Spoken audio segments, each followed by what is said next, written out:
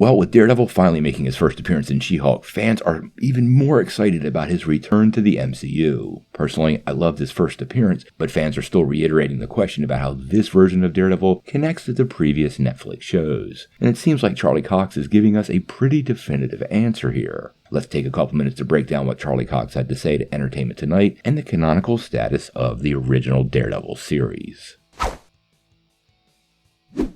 Now, before we dive into the story, let's jump into the time machine really fast. Marvel Television and Marvel Studios, at least in the past, developed projects completely independent from each other.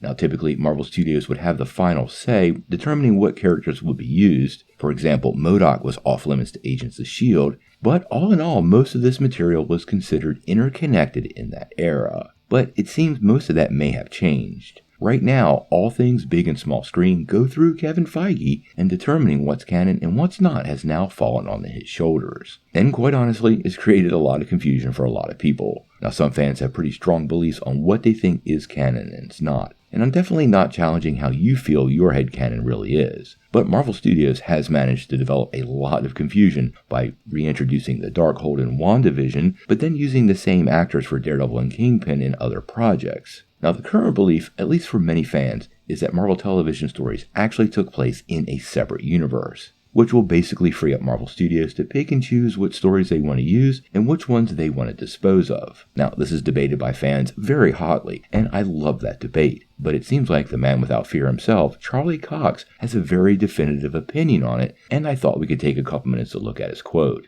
Now, recently, the actor was talking to Entertainment Tonight, and what he said seemed to be pretty definitive to me. During the interview, he actually said, "I'm psyched to discover what stories they're going to tell over that long period of time between Daredevil and Daredevil Born Again. Tonally, what it's going to be like, how it's different, and how it's the same. You know, Kevin has been very clear about it being season 1, not a season 4. It's a whole new deal.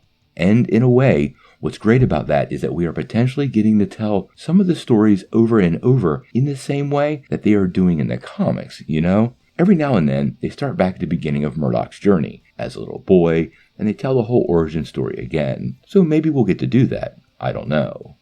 Now, there's a lot of interesting points here, but I want to focus on what he said about Kevin Feige. He reiterated once again, Kevin Feige is saying this is a season 1, not a season 4. It's a whole new deal, leading me to believe that Kevin Feige is going to take what he likes and leave what he doesn't. This could be castings, this could be stories, but this does mean basically the canon of the show is up in the air. Now, the last thing he says in an interview is also pretty interesting, because it does give Marvel Studios the opportunity to go back and use characters that died during the series. Ben Urich and Elektra are some of the first ones that come to mind, but many fans want to see the return of Bullseye. Now, they may very well keep the same castings for these characters, and honestly, I liked all those castings, so please keep them the same people. But Marvel may actually go back in time and retell some of these stories, make them fit into the MCU a little better. The simple fact that there are 18 episodes in Daredevil Born Again means there is a ton of story to tell. We don't know quite yet how long each episode will be. I'm suspecting since this will more or less be a crime drama, it'll probably be about 40 minutes, and that's quite a big season for Marvel Studios. This leaves plenty of time to address almost